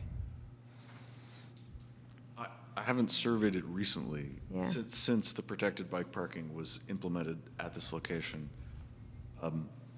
But because of traffic, I would expect that parents and kids coming northbound on Curtis are on the sidewalk by the time they get to Sonoma. Yeah. Or get on the sidewalk at Sonoma. That I wouldn't bring my kid down the hill on Sonoma necessarily on their bike because of the slope. Yeah. I think a lot of people approach the school from the west and from the north and Yeah, I know. come to. Yeah, I was talking more that. Yeah, Coming so, southbound, but yeah. Curtis and Marin is a collector for people who are arriving by bike. Santa Fe and Marin is a collector. And there's temporary parking on the Santa Fe side for adult bikes. But that's loop around to get to the kids section, the protected bike parking. It's a good question. It's also where the fun slide is. Sorry? It's what? Curtis is also where the fun slide entrance Yeah, is. no, I know about that. Okay. Any more comments on Marin School? All right, then we should move on to Cornell. I'd like to make a comment about bike parking Yes. while we're talking about Cornell, because one of the commenters talked about the bike racks that are unused at the corner of Solano and Cornell on the southeast corner. And that makes complete sense to me because those bike racks are unprotected and in a public space. I think also those bike racks are used by parents who are dropping off their kids, so it's short-term parking, short-term bike parking. But yeah, I don't, I see it I see it busy, but it's just during drop-off and pickup times. I don't think people are parking there for the day. Most kids are parking in that Talbot, in the inside, the protected bike parking on Talbot. Which is great. In my work, over time, it's been clear that kids who park their bikes on campus, especially in elementary and middle school, are much more likely to keep riding because they have bikes to keep riding on, and they get discouraged, families get discouraged with bikes being stolen outside of the school perimeter. There's still a little bit of stealing from even the bike cage at Albany Middle, but much less. So it's always my goal to get kid bikes in the perimeter. Sorry, end of lecture. No, agreed. Safe bike parking is fairly important to encouraging the use of bikes. Okay. Any thoughts on the layout of the curb markings? Well, speaking of the bike parking, fully understand this is not going to be something that happens in the short term, but on the subject, one of the public comments by email suggested adding more on-street parking just north on Talbot of the biking walking entrance. So that could also be a good spot. Sorry, more bike parking? Yeah. Or at where? Just north of the current bike walk entrance on Talbot. Oh, yeah, there's also unprotected bike parking over there, but it's also Great. small. Yeah. Increase it then? Yeah, maybe increase it. That would be ideal. Okay. I have comments for Cornell, but I can go after. Okay. So one thing that I would say is I don't know if we can do anything about this, but that driveway entrance that's right at the very top of Talbot, where there is 90-minute commercial zone parking. Oftentimes, there are cars parked in that purple zone that are big, and they block the visibility of kids who are crossing the driveway entrance. And so I've seen multiple times where a kid is getting ready to cross that entrance, and a car is pulling into the driveway entrance. So I don't know if we can add like a small red zone just north of the driveway entrance. But I think that would help with the visibility of kids who are crossing the driveway as they walk to school. I don't have a strong opinion about this 15-minute parking piece. I don't know if that, I feel like it's only a few spots. So I feel indifferent to that one, but if the principal is on board with it, then maybe that is a good idea. But I don't know. I have a lot of, I really don't know how much the painting of the curbs or signage is going to change behaviors here. Truly, the big issue is it's just absolute, it's a very narrow street, and it's just absolute chaos. So I feel like the solution that is going to be more impactful is really related to, putting out cones, maybe creating like painting on the ground, loading zones, changing behaviors rather than changing how these curbs are. But for sure, there's visibility issues with parked cars, even whether they're fully parked or there's an adult in there dropping off their kids. But there's just not very good visibility of kids coming and going, because a lot of kids are being dropped off within the line of traffic rather than at the curb. So I don't know if you have a solution for that, but I'm not hopeful that just changing these curb indications is going to have any sort of impact on the absolute cluster that is drop-off at Cornell in the mornings. I think, the sidewalks, I think anything that we can do also to separate pedestrian traffic from bicycle traffic, and then also separating that bicycle traffic from the car traffic is really important, because like I said earlier, you have a lot of kids who are trying to ride their bikes on the sidewalk, just that last bit between Solano and the entrance, or, you know, coming up from Marin and going into that entrance on Talbot. And so it's really just very congested, like incredibly, incredibly congested. So, I mean, I would almost propose that we just like, you make it not even like a loading zone. It's just like, no, you can't pull into the curb. You just have that kind of like buffer space for all of the people who are congregating around there. Because even there's like a driveway right by that grades 1 through 5 entrance, the biking and walking entrance you have indicated here. There's a driveway there that's like another entry point for people who are still on their bikes on the street to get up onto the sidewalk, and almost always there are people just parked right in front of that driveway, and so then there's no place for bicycles to get onto the sidewalk there, even though there's a, what are those things? Curb cut. Curb cut, yeah, thank you. Driveway apron. Yeah, so I think I just feel like there's a lot more work that needs to be done with the school staff about, you know, moving people through that space rather than just focusing on this. I mean, I think it's great to improve the signage and the, you know, curbs colors and everything, but I don't know if that's going to be enough to solve the problem that is Cornell. My dream, if we're able to throw out ideas that you can decide how realistic they are, is to make it Talbot one-way southbound and Cornell one-way northbound during like between 8 and 9 a.m. And then there's only cars driving in one direction. They can kind of like, you just don't have quite as, I mean, 90% of people are doing that anyways.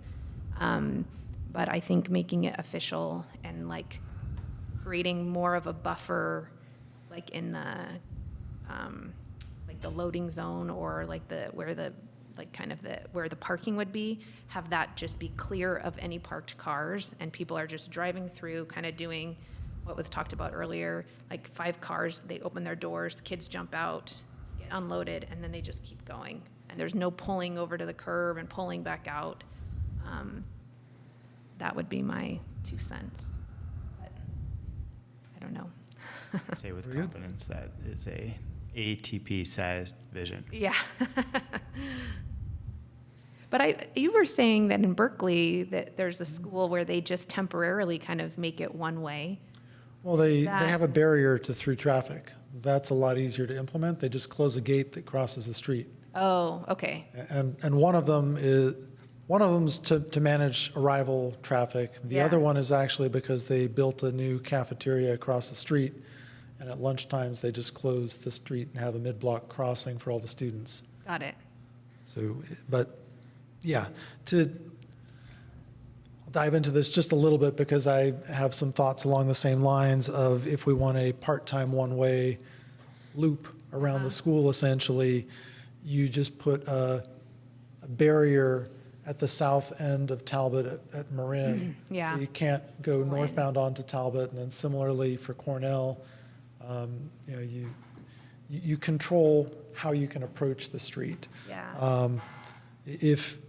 If not for fire lane standards and things, I'd be thinking, you know, the ATP should do a cycle track on one side of the street, and you only have one lane left, and there's challenges.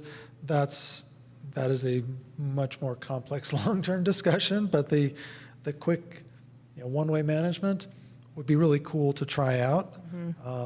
Well, and that would also actually reduce Solano traffic, because people get backed up on Solano trying to turn left onto Cornell. And so, you know, if Cornell was only going northbound, then all those, you know, that would kind of clear up that intersection a little bit also. But yeah, also just, addressing Solano traffic calming, however that can be done. And the same at Marin and Talbot and Marin and Cornell, because people really don't feel safe having their kids cross those streets.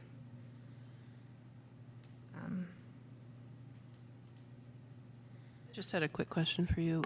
You mentioned the fact that the kids are riding their bikes through what's already a very congested area. Would it be reasonable to have an expectation that they would dismount their bikes and walk? And would a sign help?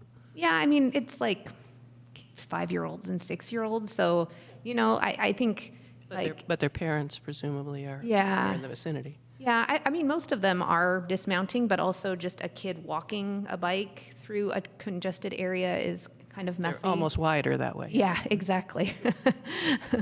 So, but yeah, I get your point. A lot of them are walking their bikes, but yeah, some of them are trying to kind of, you know, they're not really cycling. They're like kind of on their bike, but paddling through the traffic. But yeah, it's just so, it's those sidewalks, like, you know, 20-year plan sidewalks could be widened significantly. So I guess the sign would have to read no paddling, and that wouldn't make any sense to anyone. Okay. Additional comments? I move that we recommend. I do have one. You do, sorry. Yeah, sorry, no, that's okay. Two things to throw in the mix, and they don't have to be part of the motion, but I do want to say them anyway. A suggestion for the school, if they're interested in doing it, would be to use cones to sort of block off a couple parking spaces near the bike entry as a bike dismount zone. Just super simple. We almost don't have to do anything for that. They can just put the cones out there. If they want us to post signs, we could post signs, but it's an operational. And block cars from parking in the driveway opening. Yes, Yeah, I mean, that would be That was your idea, right? right. Yeah, just where the curb out is like put 2 cones so that people aren't parking right there. Yeah. So quick use of cones by the school, which, you know, it's staff time and labor, but it could provide some good benefit. The other that is potentially shortish term discussion for us is to take a look at the use of Masonic as a remote drop-off zone. And if the school wants to, you know, or thinks that they can get parents to use it, we could consider posting a 30-minute time limit on Masonic on the BART track side during the morning periods, just to support that. That would be a capital thing that we could do that would pair with the school pushing, you know, the concept of remote drop-off, because at least it's not right in front of somebody's house. So it might work. So we haven't talked about the zone that already exists on Masonic. And I haven't looked at it recently. I don't remember what the timing is, but there is an area on Masonic Yeah. near Portland.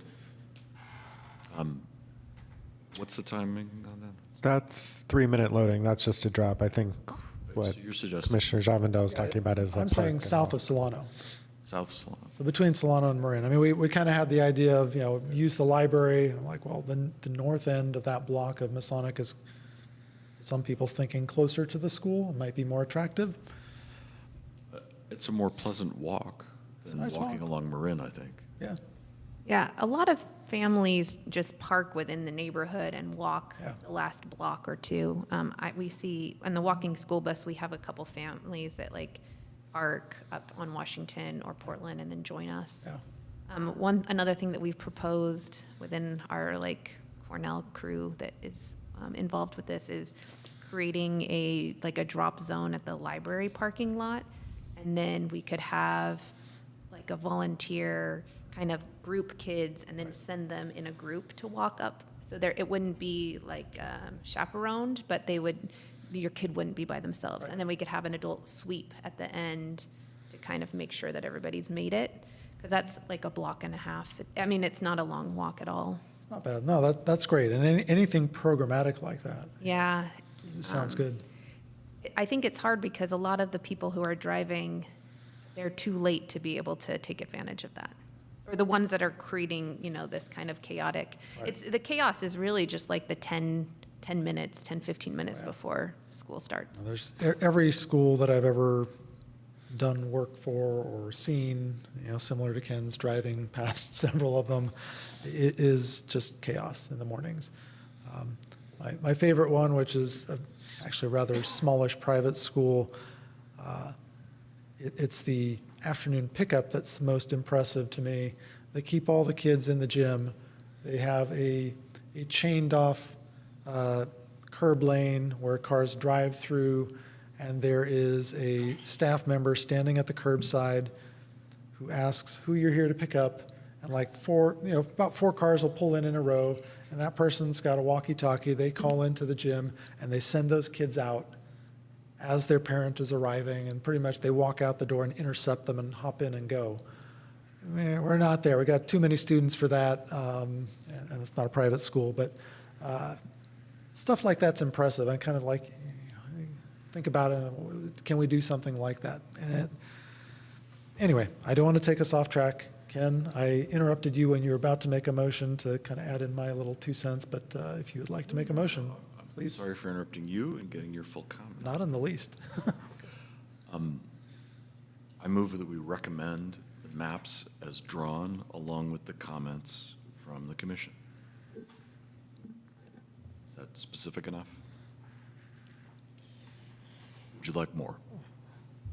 The one piece I'd like more explicit feedback is there was some healthy realism, skepticism of following Kiss and Ride. Should we still be and wanting more to be paired with it?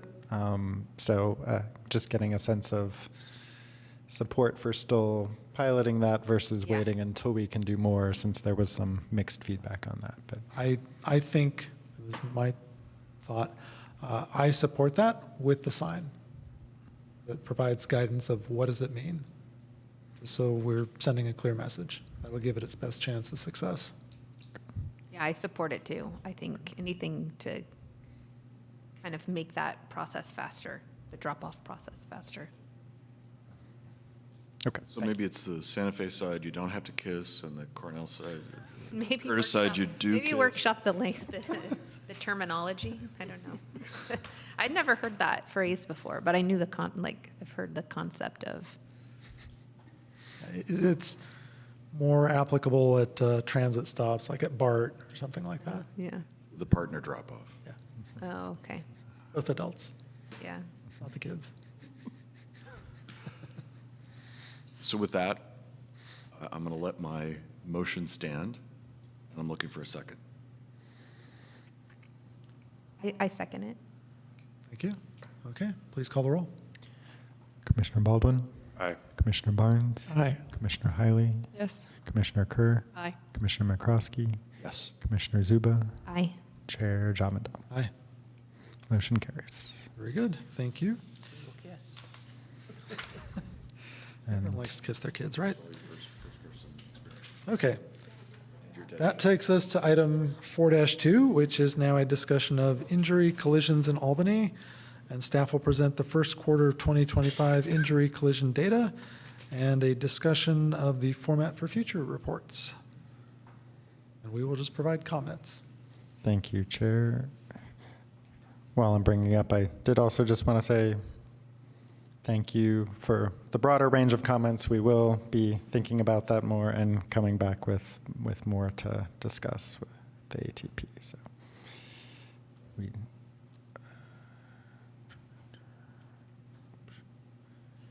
That's, hold on a sec.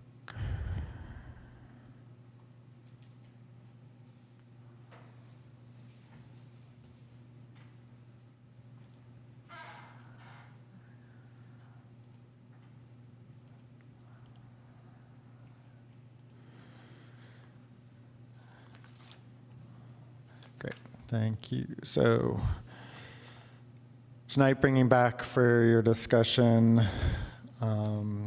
first quarter 2025 data. We have continued to present on the consent calendar the monthly data in the interim, but there was direction to utilize the spatial data available in the transportation injury mapping system that pulls from police reports and provides it in a mappable and searchable database provided by Berkeley. This is going to be a little bit of a presentation on 2025 first quarter data and wanting feedback on the format and what information is useful to try to formalize how we would continue to report on this data moving forward. So in 2025 first quarter, the preliminary monthly police data we get reported on a total of 22 collisions. This was just from the police department, and it's what's reported in the monthly reports the month after. The transportation injury mapping system looks at just injury collisions. So it's a subset of the data, but it's also a later snapshot, so it captures more reports that may have taken longer to get into the system. So it is reporting on 16 injury collisions in the first quarter, one of which was considered serious injury, 5 of which were pedestrian involved and 1 bicycle involved, and 2 of those were freeway collisions. And one dot I've drawn in here at 555 Pierce was not yet geocoded or mapped in the data, but looking at it, I've added that in for spatial reference. Is it 1 or 2? It's 1 at sorry, it was just adding a similar type of dot, so you had that on the map. Assuming that, I'm sorry for interrupting questions, but I'm assuming at Solano Masonic, that's actually 2 incidents? That's actually 2, and I'll give a little detail on that in a second. And then from the monthly reports, we also have for the 3-month quarter, 149 citations were issued and 7 DUI arrests were made. So the serious injury collision was at Brighton and San Pablo, and was a little unclear from the collision data pulled from Tim's, but requested some additional information from the police department report, and it actually was an electric scooter counted as the pedestrian involved crossing San Pablo outside of the crosswalk north of the Brighton intersection, struck by a vehicle turning right off of Brighton onto San Pablo, and this took place at 1 a.m. on a Tuesday morning. And the scooter rider or pedestrian was attributable at fault in the report. 4 others beyond that one were identified as pedestrian involved, and the others had minor injuries suspected.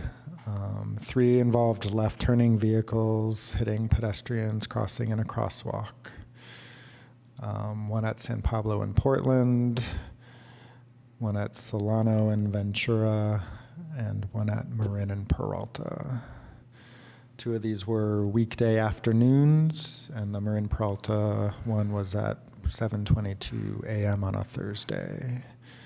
And then the other collision here, it's drawn in a blank space because the mapping put it at the same spot at Masonic Marin, but it actually was in the block west of Ramona, and this was a vehicle backing out of a parking spot on Solano, hitting a pedestrian. And that also was a weekday afternoon. Sorry, a car was backing out of a parking spot on Solano and hit a pedestrian. Yeah, and I don't have enough detail to know whether it was a spot at the end of the block and so it was a pedestrian crossing, or if it was someone else also sort of loading from a car or something. I don't know the exact configuration, but it was the vehicle backing out at fault, did not see, and struck a person behind.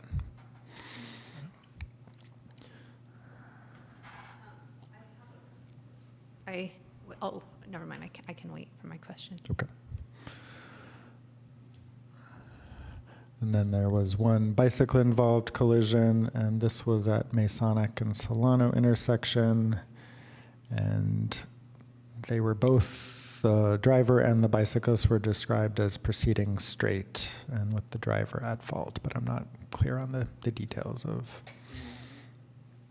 within the intersection exactly what those movements were. I'm not going to ask if it was an e-bike. So this is a longitudinal look at the TIMS data by quarter for the categories that we have been collecting on, which have been severe and fatal collisions, pedestrian-involved collisions, and bike-involved collisions. There is a larger realm of all injury collisions that it reports out on. Even by quarter, there's a lot of variation in the collision frequency, quarter to quarter, as we've seen in the monthly reporting on bike and ped involved and injury collisions historically.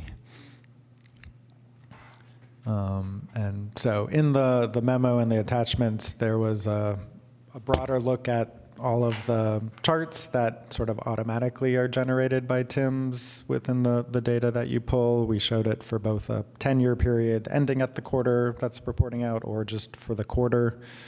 But a lot of those don't really provide a lot of information in what I could gather in looking at them unless you actually are drilling down into particular collision characteristics like I did for those ones I highlighted. So that's why I presented this slice of it, but there's a broader range of things that we could be reporting on or charting. This is a suggested subset that might make sense, but there is a large realm of this data and looking for feedback on how the commission would like us to slice it and present it. If there's feedback on that, then what's the most useful for the commission? And with that, I'll open it up for questions. Questions? Oh, I remember what my question was going to be. So this last quarter, this is still data that is from before we officially started to implement the sun lighting at corners, right? The curb sun lighting, or is It's this from January to March. So it would include that. It's because that went into effect in January. went to an effect in January? Okay. The state law, yeah. Yeah. I'd have to check when we went around and added the red paint, Yeah. but it was maybe during the quarter. Okay.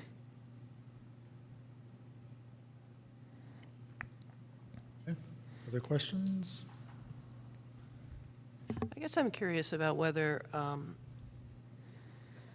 at red lights, if there's a right on red, higher risk or higher incidence of accidents with pedestrians. And if you were going to pull out a particular statistic, I would be interested both on the right on a red light and then any intersection where a pedestrian is injured by a turning vehicle.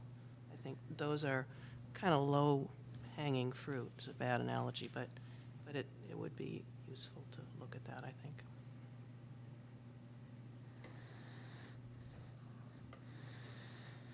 So if I may, a listing of crash types might be helpful to see.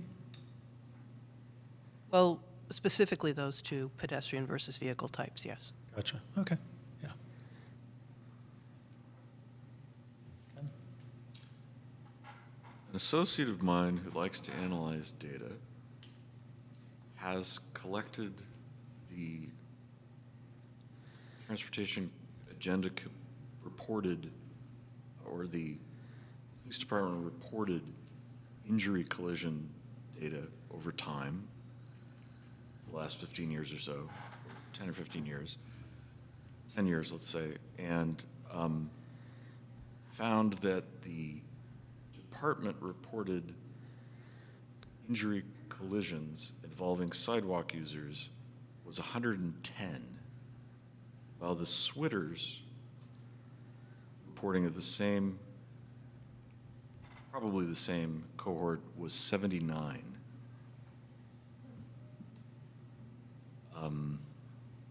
I have not personally analyzed this data.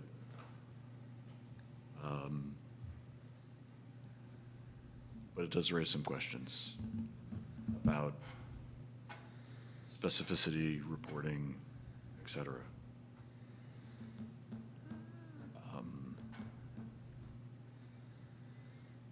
So I think in this case, it shows some variance.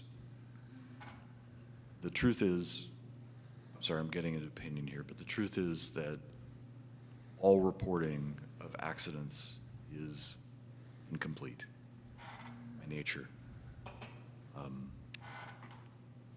So maybe it's just, we should approach the data as representative but not complete in general. I'm sorry that wasn't more of a question.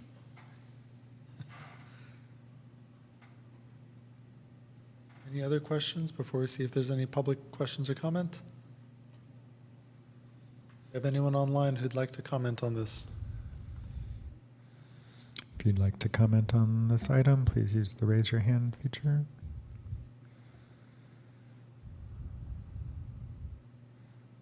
Not seeing any comment. Seeing none, back to the commission for any comments for staff for discussion. Sure. In terms of format, I really like seeing the heat map.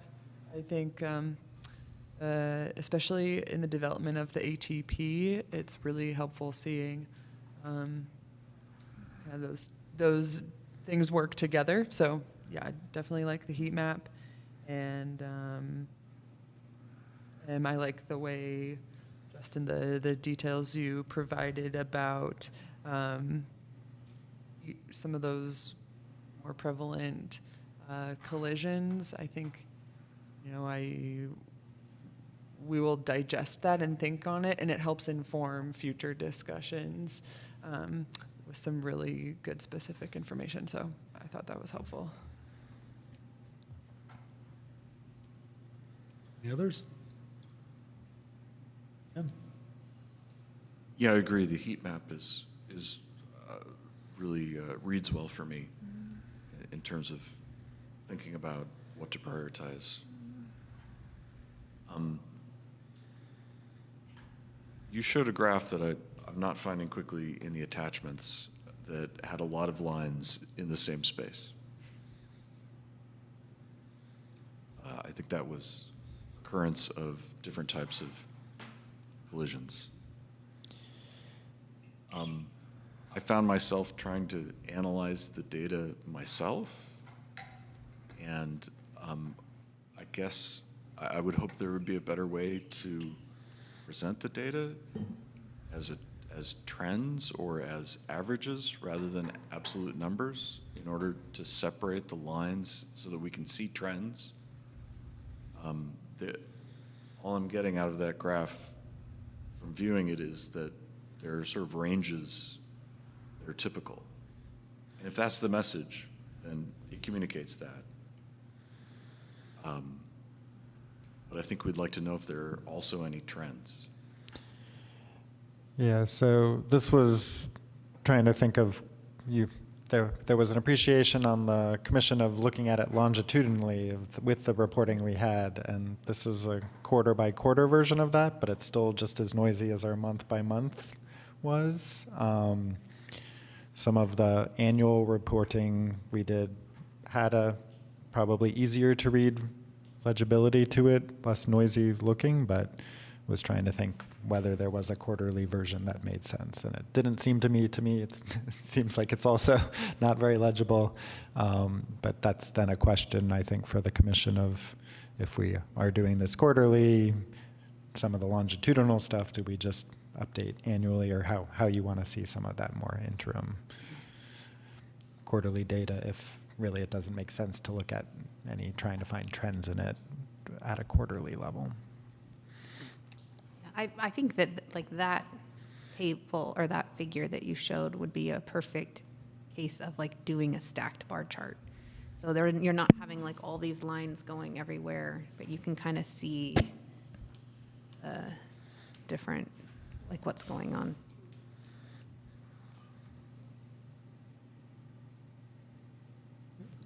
Others? I'll just follow up on that point. I think the longitudinal chart definitely makes sense to use the annual data. If we go quarterly, it's not going to add up to something that's going to stand out statistically so well. But the annual seems like just enough that we can start to see patterns. Because I did find myself looking at it and going, it kind of looks like the bike crash rate, except for 2021, it's on a slight downward trend, especially relative to my assumed increase in the bike mode share.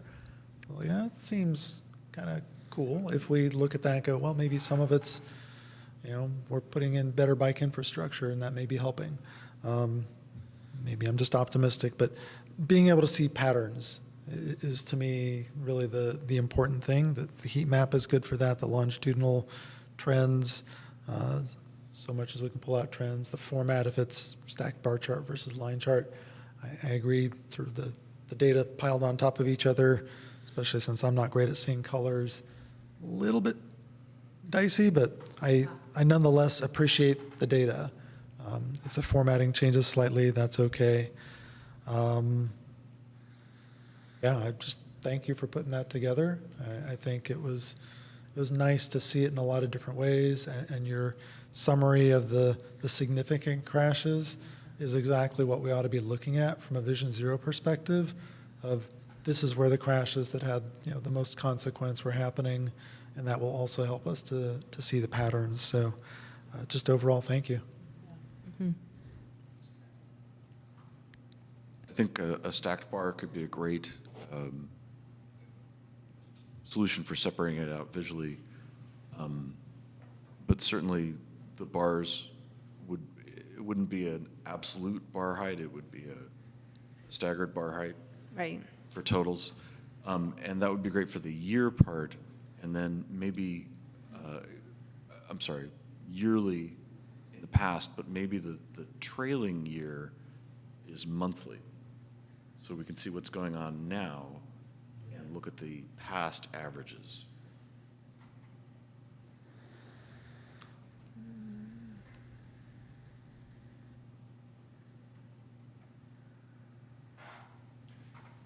Justin, could you send us that data in a spreadsheet form so we could tinker with it ourselves and get a sense for what type of charting works the best? Yes, we've had that list as an attachment in prior ones. I'm happy to share. You can also download the data from the Switter website. And the other thing another point that I had was, can we pull out and exclude the freeway incidents? Because that's kind of out of our jurisdiction. And so I just don't want some of these car collisions, that are happening on the freeway to kind of muddy how we're interpreting the city street data. Yes, you can't do that explicitly with the screen, I think, very easily because State Highway includes San Pablo, which we usually do want to look at, but historically we've excluded the freeway when we've looked at the serious collisions, as well as the bike involved, pet involved, and we can continue to do that.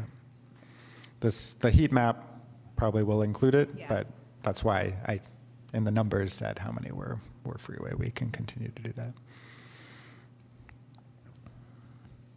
Okay. Any further comments? In terms of the crash data that you sent in that PDF, all the different figures and tables, I would say that kind of level of data is probably useful to review once a year. It's attachment 2. Yeah, I mean, there's the 10-year, there's a quarterly one, and then there's the 10-year crash data.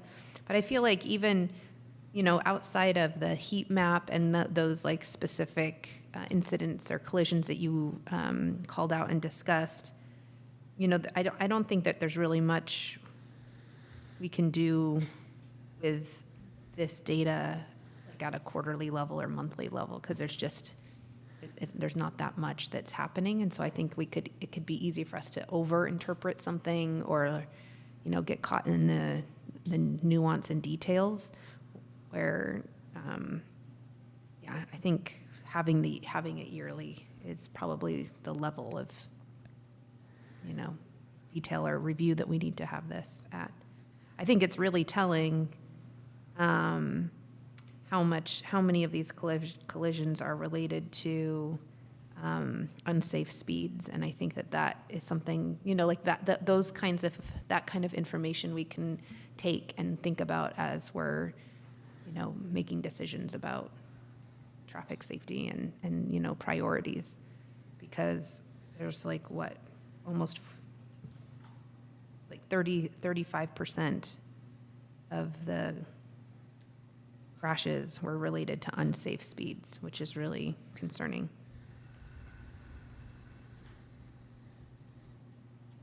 While I haven't looked at it specifically, I suspect that if we looked at that 2021 sort of COVID rebound crash year, we would see the speeds very well represented as contributing factors that time. I think the one I'm looking at is the 10-year crash data. That's the one I'm looking at right now. So I don't know what the percentage was for the last quarter.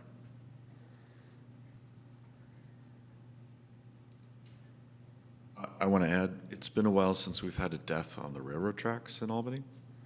I think it's been 10 years since there was a tagger who was killed. But that corridor still remains a corridor of death in Albany, Emeryville, Richmond, and Berkeley.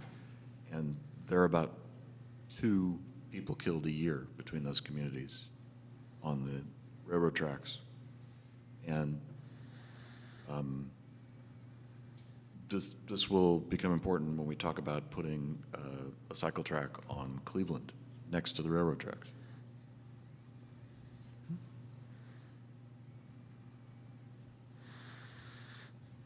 All right. Well, thank you again for bringing us this data, and hopefully our comments are somewhat useful. Yes, thank you. All right. Any announcements from staff or commissioner with respect to future agenda items? Or requests for future agenda items, as well as announcements, I should say. I have a couple announcements. July 7th, City Council meeting. Both the Marin paving construction contract was awarded and the CIP was adopted. Both of those had involvement from the commission. Also note upcoming construction anticipated, repair work on Buchanan and East Shore, August 1st and 2nd, pavement repair. Again, reported on this last month, but it's coming up very soon now. AC Transit's realigned service changes are coming August 10th, just around the corner. Also noting last night at Planning and Zoning, there was discussion of bike parking requirements on private development. That Planning and Zoning made a recommendation to council, should go to council at an upcoming meeting. And I'll note there were requests from last month that are still pending, not forgotten. Okay. Did you want to mention your departmental change? Oh, yeah. As you guys are aware, Jeff Bond retired. Ben and I are now within Public Works Department, so reporting to Mark Hurley. And a new Community Development Director should be starting very soon. So that change is intended to be permanent? Yes. Thank you. I also wanted to mention that the Buchanan repaving project leaves the Buchanan pathway open, even when the roadway is closed.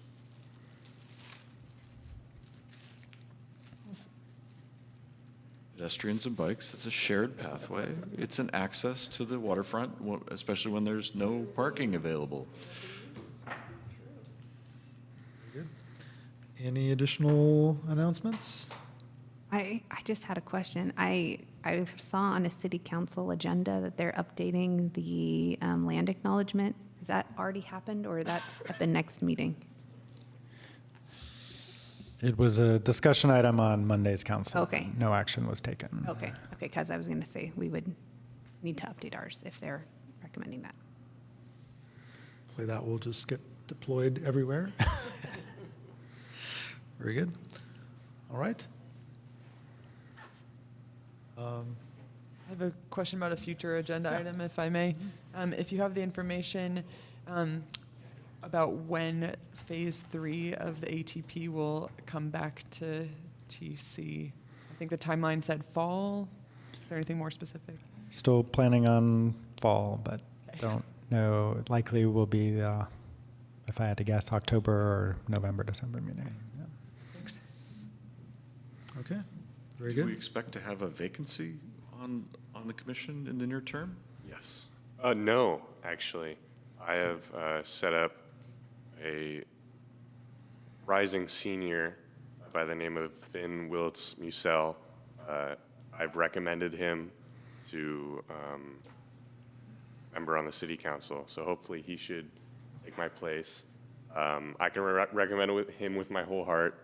He's really lovely, and I hope you guys are going to have a lot of fun working with him. So Julian, is this your last meeting? This will be my last meeting, yes. Well, thank you for your service. Thank you, Julie. Thank you. Thank you. It's been a pleasure. Very good. All right. If there is nothing else, then I will declare us adjourned. Our next meeting is Thursday, September 25th, and I will unfortunately be away, so I'll work with you on preparing for that. Thank you. Thank you, everyone. Thank you. Thank you.